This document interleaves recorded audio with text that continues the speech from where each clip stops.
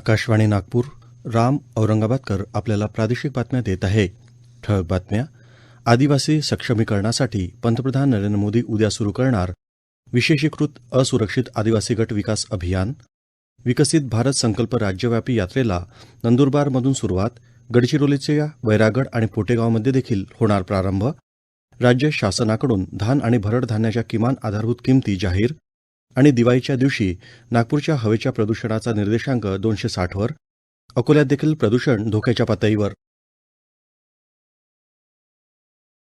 आदिवासी गौरव दिनानिमित्त उद्या पंतप्रधान नरेंद्र मोदी झारखंडमधून विकसित भारत संकल्प यात्रेचा शुभारंभ करणार आहेत. या दिनाचं औचित्य साधत पंतप्रधान PMPVTG म्हणजेच विशेषीकृत असुरक्षित आदिवासी गट विकास अभियान सुरू करणार आहेत. आदिवासी गटांच्या सक्षमीकरणासाठी हे एक महत्त्वाचं पाऊल असेल. या समूहाच्या सर्वांगीण विकासासाठी 24,000 कोटी रुपये खर्चाची योजना सरकार राबवणार आहेत. विशेषीकृत असुरक्षित आदिवासी गटांची सामाजिक आणि आर्थिक परिस्थिती सुधारण्यासाठी या वर्षाच्या अर्थसंकल्पात या प्रकारचं अभियान सुरू करण्याची घोषणा करण्यात आली होती. 18 राज्ये आणि केंद्रशासित प्रदेशांमध्ये विखुरलेल्या सुमारे 28 लाख लोकसंख्या असलेल्या 22,544 गावांमध्ये 75 विशेषीकृत असुरक्षित आदिवासी गट आहेत. या जमाती विखुरलेल्या, दुर्गम आणि बहुतेकदा जंगलात वस्ती करून राहतात. या समूहांना रस्ते, दूरसंचार जोडणी, वीज, सुरक्षित घरे, पिण्याचं पाणी, स्वच्छता, शिक्षण, आरोग्य आणि पोषण तसंच शाश्वत उपजीविकेच्या संधी यासारख्या मूलभूत सुविधा पुरविणारी ही योजना आहे. निवडणूक आयोगानं राजकीय पक्षांना यावर्षी सप्टेंबरपर्यंत मिळालेल्या निवडणूक बॉन्डचा तपशील सीलबंद लिफाफ्यात उद्यापर्यंत पाठविण्यास सांगितलं आहे. सर्वोच्च न्यायालयाच्या निर्देशानुसार हे सर्व तपशील राजकीय पक्षांनी आयोगाला 30 सप्टेंबर 2023 पर्यंत देणं अपेक्षित होतं.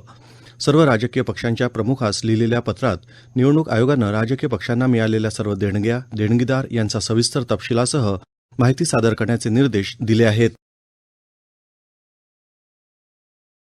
देशाचे पहिले पंतप्रधान आणि लहान मुलांमध्ये चाचा नेहरू म्हणून प्रसिद्ध पंडित जवाहरलाल नेहरू यांची आज 134वी जयंती आहे.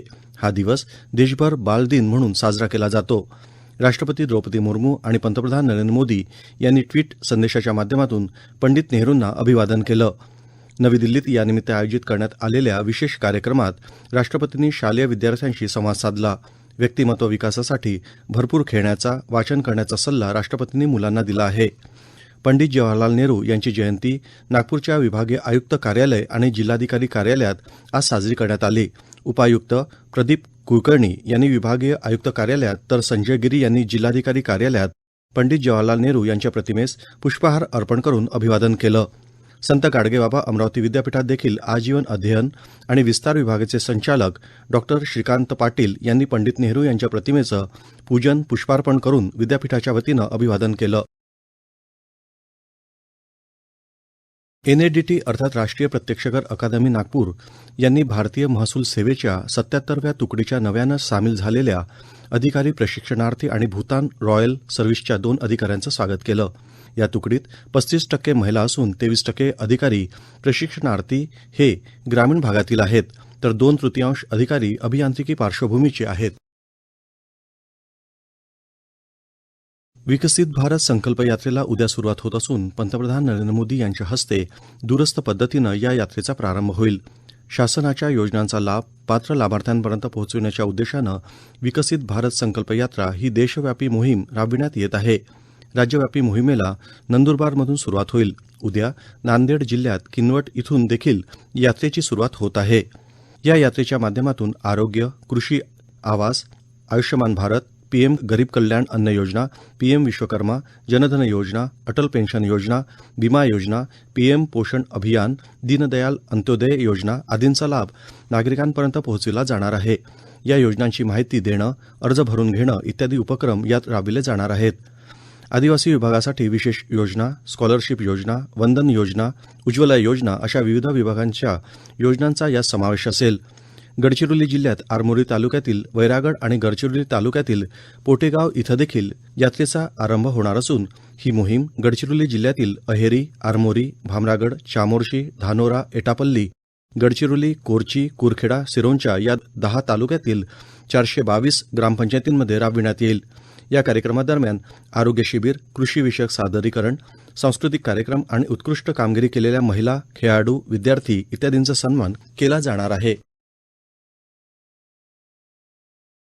या प्रादेशिक बातम्या आपण आकाशवाणीच्या नागपूर केंद्रावरून ऐकत आहात. आमच्या केंद्रावरील सर्व बातम्या ऐकण्यासाठी आणि ताज्या घडामोडी जाणून घेण्यासाठी Marathi news Nagpur all India radio या आमच्या यूट्यूब चॅनलला नक्की सबस्क्राईब करा.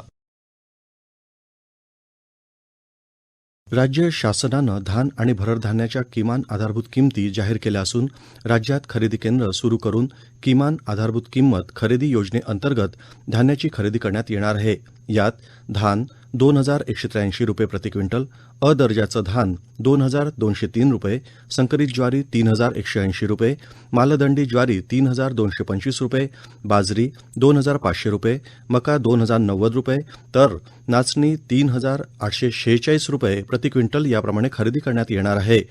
9 नोव्हेंबर ते 31 जानेवारी 2024 पर्यंत धान, तर 1 डिसेंबर ते 31 जानेवारी 2024 पर्यंत भरड धान्य खरेदी करण्यात येणार आहे.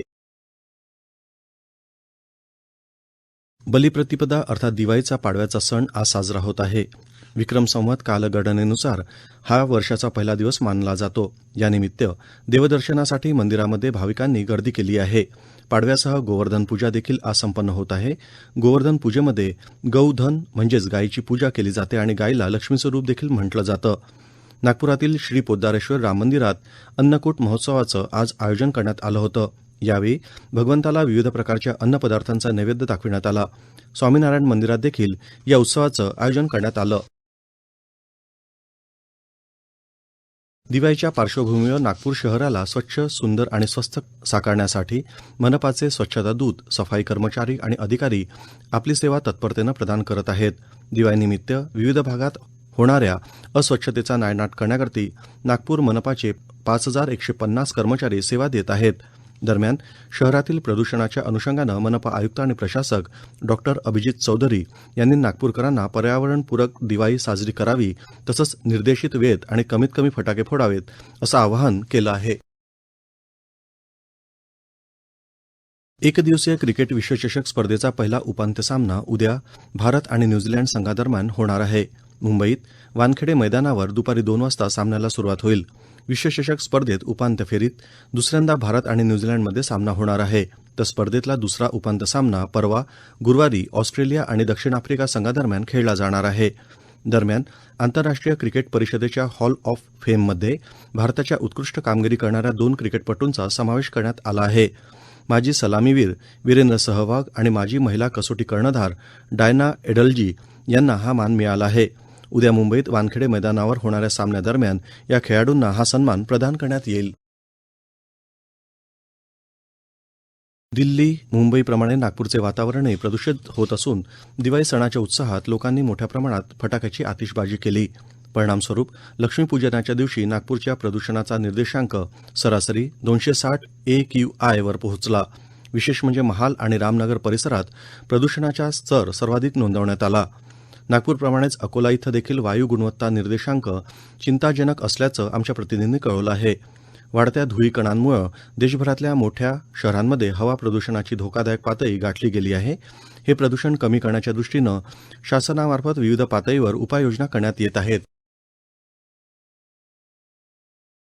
विदर्भाच्या सर्व जिल्ह्यात किमान तापमानात घट नोंदविण्यात येत असून सकाळी आणि रात्रीच्या सुमारास हवेत गारवा वाढला आहे. नागपुरात आज सकाळी विमानतळावर 15.8 अंश सेल्सिअस इतक्या किमान तापमानाची नोंद करण्यात आल्याची माहिती हवामान विभागानं दिली आहे. शेवटी पुन्हा काही ठळक बातम्या. आदिवासी सक्षमीकरणासाठी पंतप्रधान नरेंद्र मोदी उद्या सुरू करणार विशेषीकृत असुरक्षित आदिवासी गट विकास अभियान. विकसित भारत संकल्प राज्यव्यापी यात्रेला नंदुरबारमधून सुरुवात. गडचिरोलीचा वैरागड आणि पोटेगावमध्ये देखील होणार प्रारंभ. राज्य शासनाकडून धान आणि भरड धान्याच्या किमान आधारभूत किमती जाहीर. आणि दिवाळीच्या दिवशी नागपूरच्या हवेच्या प्रदूषणाचा निर्देशांक 260 वर. अकोल्यात देखील प्रदूषण धोक्याच्या पातळीवर. याबरोबरच हे प्रादेशिक बातमीपत्र संपलं. नमस्कार.